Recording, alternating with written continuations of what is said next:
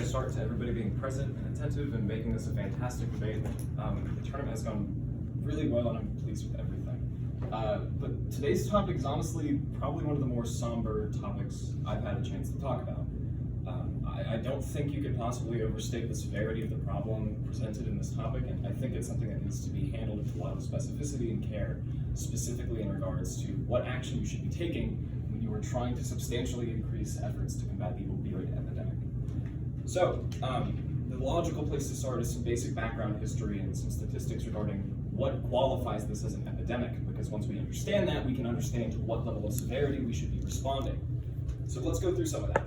The opioid epidemic started by most physicians' account in the late 1990s, when opioids began common prescription for pain medication. Now, since then, things have progressed and gotten quite out of hand, just for a couple of reasons. First and foremost, it's enormously addictive, has a lot of harmful side effects, and generally speaking, has a high rate of overdosage. 29% of people prescribed an opioid form an addiction to it. This goes on to create a whole host of other issues, but regardless, the leading cause of death is, generally speaking, overdosing.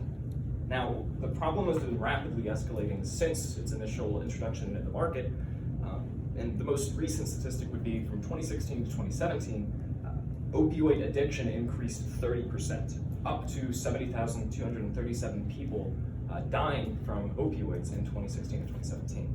Now, to put this into perspective as to what qualifies this as an enormous issue that we should all be paying attention to, total deaths from opioid overdoses are over 702,000 deaths. That is more people dead than all U.S. civilian and military casualties combined from World War I to World War II. So when we talk about the severity of this, we need to understand that this is something comparable to some of the greatest mass expenditures of human life that this country has ever seen.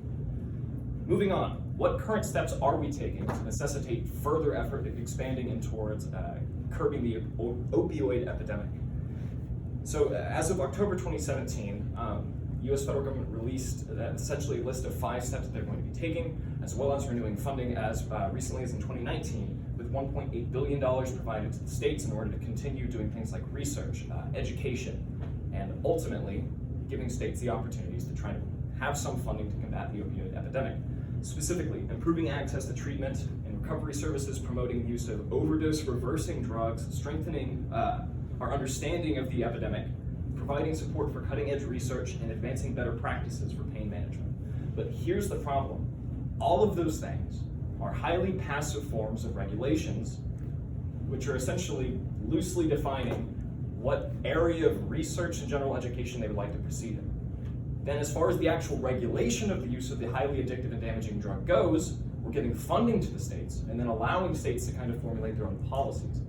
And this is empirically proven to be highly ineffective because this is accelerating. Like I talked about, from 2016 to 2017, we saw an enormous increase in the number of deaths and overdoses related to opioid use. So here's the problem. Ultimately, we have this enormous, ridiculous scale epidemic, which is taking hundreds of thousands of human lives from our constituency. We have these regulations and funding in place, but at this point, we have to understand that empirically speaking, throwing billions of dollars at the problem and hoping that vague outlines of research and general education policies is working, because it's not. What we can do is look at the logical next step, and there is some statistical evidence of what that next step should be. So within that same time frame, where the rest of the country increased deaths, addictions, and general opioid abuse, there were a few states where that wasn't the case. Specifically Massachusetts. Their overdose death rate declined by 8% in that same time period where the rest of the country was escalating, which seems like a little bit of a statistical anomaly.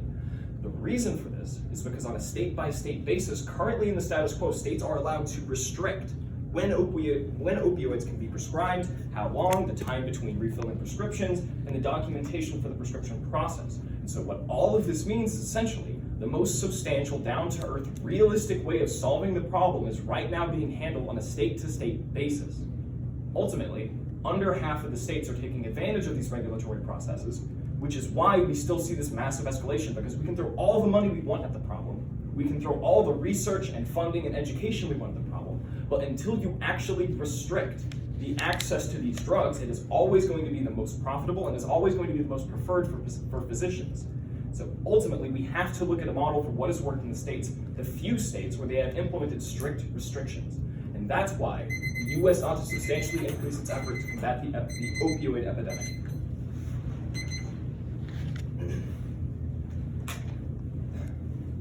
Hey, everybody good to go? Here? Yes. Yes. Awesome, wonderful speech, but I do have some questions of clarification for you. Starting off, the statistics you bring up about addiction, of course it's a serious issue. Can you remind us what years that was from, the specific increase you're talking about? So 2016 to 2017, with the key caveat being that having real-time research for the opioid epidemic is something very difficult, so usually you need at least a 1 to 2 year gap in order to accurately measure that. Okay, so what happened in 2017? So in 2017, in October of 2017, those 5 current steps were announced, as well as further funding was allocated in 2019, so on and so forth. Right, what have the results been of those policy shifts? So again, that's part of the problem. Ultimately, calculating those numbers is difficult because in order to have a total death count or addiction count, some of that can have a delay. Okay, moving on for just a moment here, what exactly is the significant increase that you're referring to? The significant increase I'm referring to is taking what's currently delegated to state regulation and moving that to a federal level. So ultimately, you have federal control over how long they can be prescribed and what doses they can be prescribed, the time between prescriptions, so on and so forth. Okay, thank you very much. Thank you.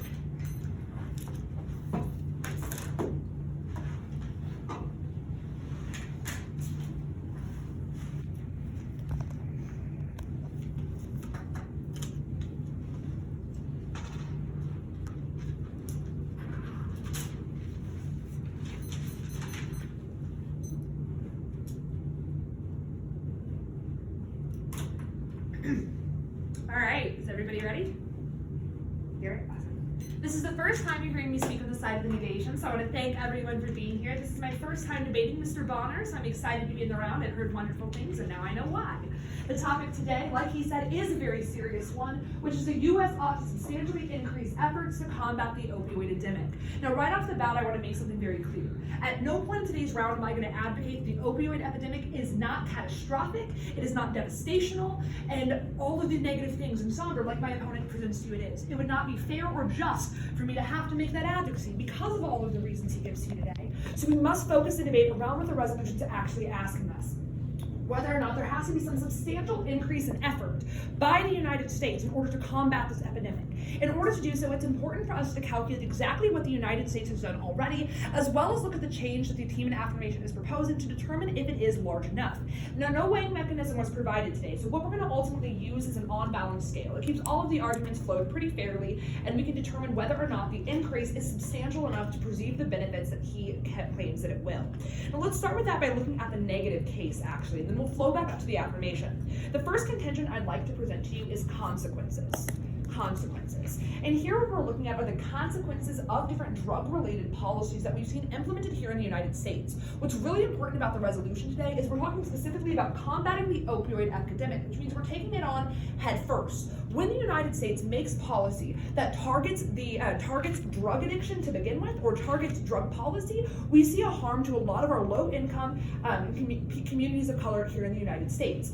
Ultimately, that has not been fair. When we look at what John Eckman, who is a former domestic policy chief for the United States, when he talked about the reason behind the drug war to begin with, he said it was because the United States has two enemies, the anti-war movement and black people, something that simply is not what the United States should stand for. But additionally, we see the Center for American Progress in 2015 talks about how the federal government spends $9.2 million every day to incarcerate drug offenders, which is something that we simply should not focus on. Now, my opponent talked about how we're already combating this in the status quo, meaning that we're focusing on rehabilitation as a form, as a mechanism here to try to solve, as opposed to drug offenders. However, we are not solving for the mass incarceration rates under the affirmative plan today. The affirmative team tries to approach this through essentially a backdoor route, in which all of the people that are currently addicted and dealing with the opioid crisis are left behind. They're left in their prisons, they're left on the streets, and continue to overdose in the way they do in the status quo. There's no solvency.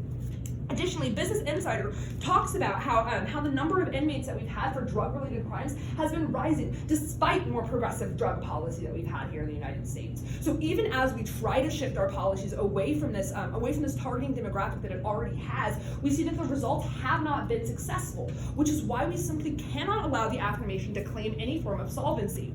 But my second contention today is going to be the action taken action taken. And this is something that Mr. Bonner actually already referred to. Now, he told you in 2017 that the United States federal government had a number of initiatives. Now, he listed 5 things that allow me to talk about some more. According to the Wall Street Journal, in November 26th of this year, we see that the federal government have opened criminal investigations into a multitude of pharmaceutical companies who have intentionally allowed opioid painkillers to flood communities. So while my opponent gets up here and says that we need the federal government to regulate drug prescription, the fact is they're already starting to do this, and they're increasing their efforts as so. So when we look at the resolution for a substantial increase, we're not seeing that come through the team in the affirmation, because we've already started making these shifts and we've already made a lot of these changes. So even if at the end of today's round you believe that it's a good idea to target the pharmaceutical industry, essentially, you're still going to be voting to the team in negation, because we've seen the Trump administration, under a bipartisan effort, begin to take on the pharmaceutical industry, including in criminal court.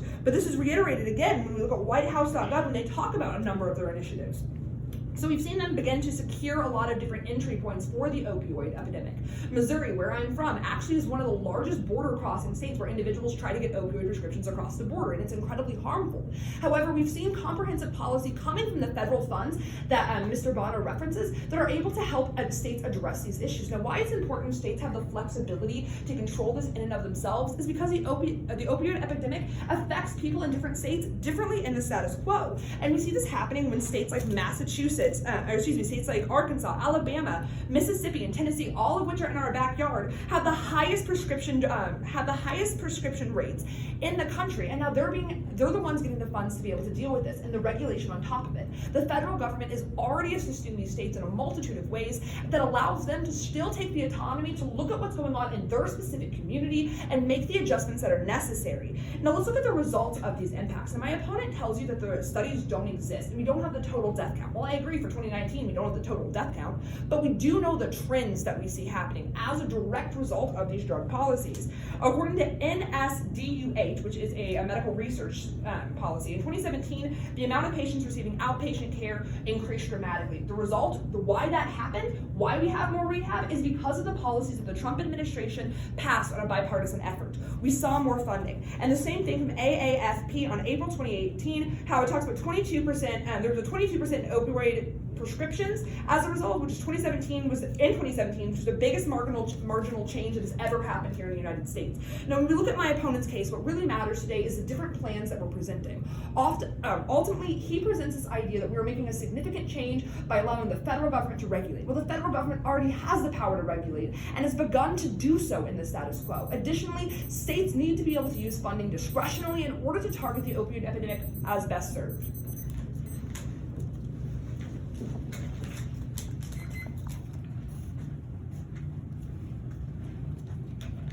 Okay, is everybody ready? Okay, so thank you so much for that speech. I've only got a few questions for you. Yeah. So, starting off, when you talk about regulations that the federal government is already pursuing in order to curb the epidemic, are you exclusively talking or speaking to some of the court cases in which they've persecuted the pharma companies for flooding communities with opioids? So not exclusively, but that it has been a large element of this is that they've been taking these pharmaceutical companies to court over it. However, we've also seen the federal funding that you're talking about target who they're giving their money to based on how they interact with the opioid epidemic. Okay, and so when you were talking about some of the steps that you when you're talking about some of the research that you had collected regarding how pursuing harsher drug laws and pursuing to curb drug use tends to harm impoverished areas of the country, how well does that effectively clash with this concept of increasing regulation on the prescription process? Right, so what I'm talking about here is when the federal government issues drug policy, whether it be the advocacies that you're talking about today or the ones that have happened in the past, we see those have a negative consequence for people of color and for low-income communities here in the United States, which is why the states ought to be the one to do it, because we see it being more comprehensive and target the individuals in their actual neighborhood. Oh, okay, thank you. No further questions. Okay, thank you, Garrett.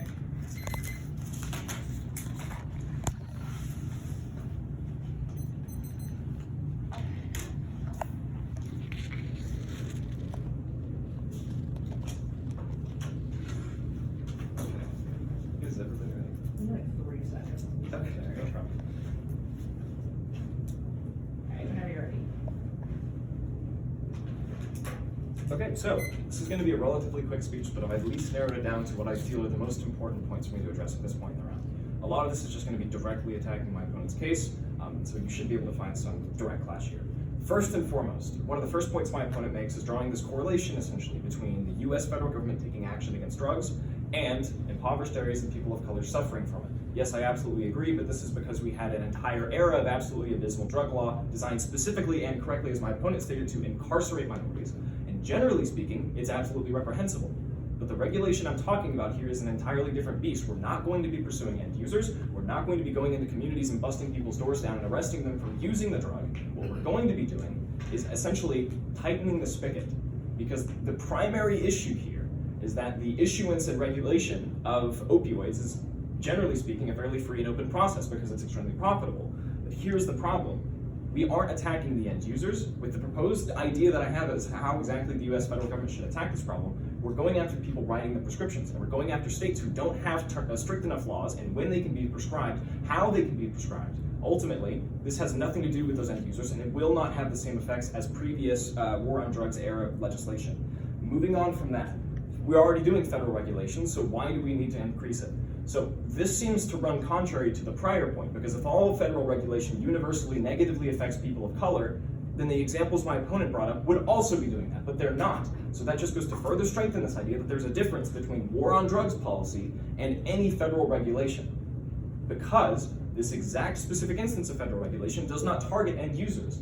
In this case, all the federal government has been doing recently is persecuting, or rather taking to trial, these big pharma companies. And that's good, but the problem is that the pharma industry can still perpetuate the opioid epidemic well within the confines of the law, simply by having or being in a state with looser prescription laws. And what this means is that yes, you can persecute all of the companies that are doing it legally, but as for all the companies who are doing it in states with looser laws, sorry about you. They're still free to prescribe as frequently as they want. They're still free to prescribe as indiscriminately as they want, and they can still perpetuate this problem. That is why federal regulation is needed. We cannot simply rely on passive problem solving. We cannot ultimately just say, increase our regulation, we cannot ultimately say that we need to increase our education. We cannot say that we need to increase rehabilitation efforts. What we have to do is at a universal and all-encompassing level, take the exact same effects which have decreased the opioid epidemic's prevalence in other states, like I talked about previously, specifically with the example of Massachusetts, decreasing its overdose death rate by 8.6% in a time when the rest of the country was increasing,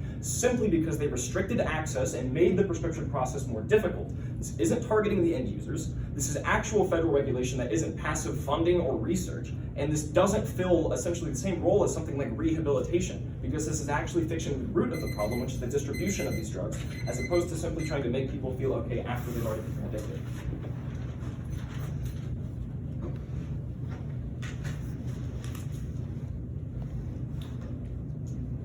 All right, everybody ready? Awesome. This is already the last time you're hearing me speak on the side of the negation, so I want to thank everyone for being here and Mr. Bonner for a wonderful round, but we have a lot we need to clear up. The conversation again is the U.S. ought to substantially increase efforts to combat the opioid epidemic. Now remind yourselves of what the affirmative burden in today's round is. It's not just for him to convince you the opioid epidemic is serious and that it ought to be dealt with. Rather, he is to show you that an increase in U.S. policy, as he defined it federally, is the solvency for this issue. And he is simply not able to do so for a few reasons. First, his evidence does not talk about the solving for the consequences that he presents in and of his own case. But secondly, let's clarify what the federal government is already doing. He said that there was a contradiction in my argument, and that simply is not true. First, what I tell you is when the federal government makes a comprehensive policy, a drug policy, for the entire United States, the result of that policy targets people in low-income communities and people of color.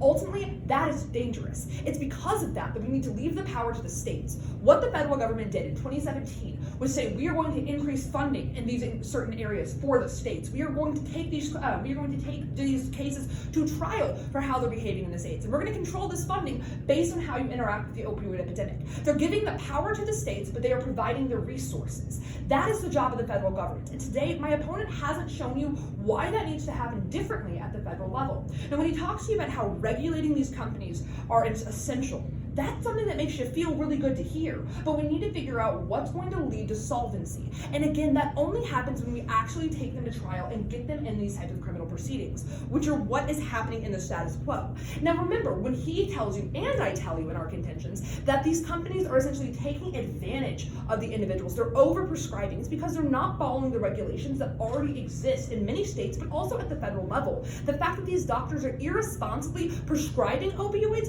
is what they're being charged with at the federal level, especially at the pharmaceutical industry. The affirmative team today has to show you some type of substantial increase, a substantial difference, but he's not able to do so. When he brings you the example of Massachusetts, he's showing you how the states can do it effectively. Massachusetts is an example of a state that took the federal funds they were allocated and used them effectively, something we see happening across the board now. Remember the studies I present to you, both from NSDUH as well as AAFP, both of which talk about the results of the 2017 policy, how we've seen it be effective. In fact, we've seen a 22% decrease in opioid prescriptions nationally as a result of the policy that was passed in 2017. So if he gets up here and tells you it's not effective, it's not working, we need to target prescriptions, guess what we've already done?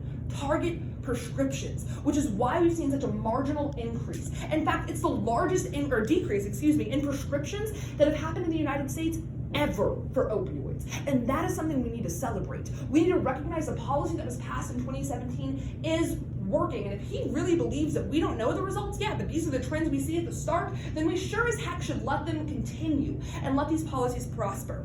Even if at the end of today's round you believe the affirmative case feels good, which I think is pretty easy, we all want to address the opioid crisis, we need to remember the burden. Are we seeing solvency? Are we seeing large changes? And the answer again is no. So what I'm going to do in the end of this speech is I'm going to go back over the affirmative case really quickly on the flow before going in and offering you some voters. His first contention again was the background. Remember, this isn't an argument and this isn't something that needs to be contested. It is a major issue. But where is it a major issue? It's a major issue for communities of color, it's a major issue for low-income communities, and it's one that needs to be dealt with on a case-by-case basis because we know our local communities best. States know how they need to use the money, they know how to target the individuals in their community and address the issue at the root cause, which is why we see it being most effective when the states get the power, like we gave them in 2017. But his second contention was the current steps, and here he talks about the $1.8 billion that we've given towards the issue. This 5-step plan. Remember, this plan is new. It was in 2017, but we've already seen massive benefits from it that I present to you on the negative case. Additionally, the third idea here is he talked about how we're going to target the root of the issue. And that feels good, but remember, we're already targeting the root of the issue. We're already dealing with prescription, and we're doing it in a way that allows communities to be responsive to what's going on in their back door. That in mind, I'm going to offer you some voters or reasons for your decision. And the first one is going to be the significant change. The significant change. In 2017, we saw a significant change, and it has caused incredible benefits across the United States. Yes, we still have an issue, but these policies, again, are new, and the results are only going to keep unfolding. We've already seen a 22% decrease in prescriptions. We've already seen more patients receive the rehabilitative care they need, and my second voter for you today is going to be the weighing mechanism. If we weigh this on a balanced scale today, we're going to see that even if we adopt the affirmative plan, the impact is minimal because we're already taking those steps. Thank you.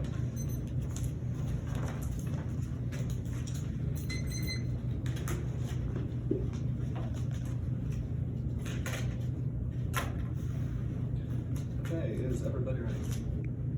Okay, so quick round of thank yous, since this is going to be my final speech, and really I would like to try to just make a summary of all the arguments and boil this down to one fundamental reason to vote for the application. First and foremost, all federal regulation does not imply a decrease in the quality of life or an increase in the harassment of low-income people of color. It's simply not true. It is a conflation of one entirely different category of policy targeting drugs with an entirely different series of regulations that I've proposed today, because we are not targeting the end users, we are not targeting communities. What we are doing is targeting the supply chain and tightening up restrictions on exactly how those drugs get prescribed and released into the community. Now, this still can go on and go back into the argument of we're already taking that action legally, but I'll get into that in just a moment. Secondly, I have demonstrated empirical evidence that essentially enforcing the same vague research funding and encouraging rehabilitation on the part of the federal government is not effective in curbing the growing death statistics related to the opioid epidemic. And generally speaking, it's not proving substantiality towards fixing the problem. If the status quo was a functional system, we would see all states falling in line with the same statistics that I gave about some of those select states, less than 24 states, which have instituted more strict regulation policies. One I cited being Massachusetts, which had a decrease in overdose death rate by 8.6%. That has been unmatched by any state that is simply relying on on the regulation of the federal government with its passive policies. And so again, we have empirical evidence in that to suggest that there is solvency within the proposed resolution, or within the proposed plan that I've talked about. Another solid piece of argumentation that needs to be noted in the round is this, that pharma companies, and a majority of states at this point, can still absolutely escalate the opioid epidemic and cause problems and wreak havoc on the community well within the confines of the law. So if you're talking about exclusively what the federal government can do when a company breaks the law, sure, that's great. Target those companies that break the law. But if the law currently allows for extremely loose regulation of opioid prescription with a vast majority of states, then you've already got a problem you need to address. Because even if it's illegal to do something absolutely terrible, if there is another alternative which is perfectly legal and slightly less terrible, that should be an absolute priority for the US federal government in quickly determining the best way to close off that loophole. And so ultimately, all of this can be consolidated down into the single point. We have a functioning, data-supported, and highly specific model of regulation. There are multiple individual states who have imposed very similar regulation from state to state, and this isn't something subject to change. But there are states, a vast majority of states, who have not instituted such strict regulation. And we have no reason not to ultimately make an all-encompassing policy, which is formulated after those models of states, which in a time where the rest of the country escalated its death and addiction rates of opioids, these select states with their specific models managed to decrease it. That is a huge difference. That demonstrates substantiality of solvency and flies in the face of every other piece of data I could find in regards to all of the US federal government's passive efforts at the time. Awesome round, Garrett. Thank you. Very happy with that.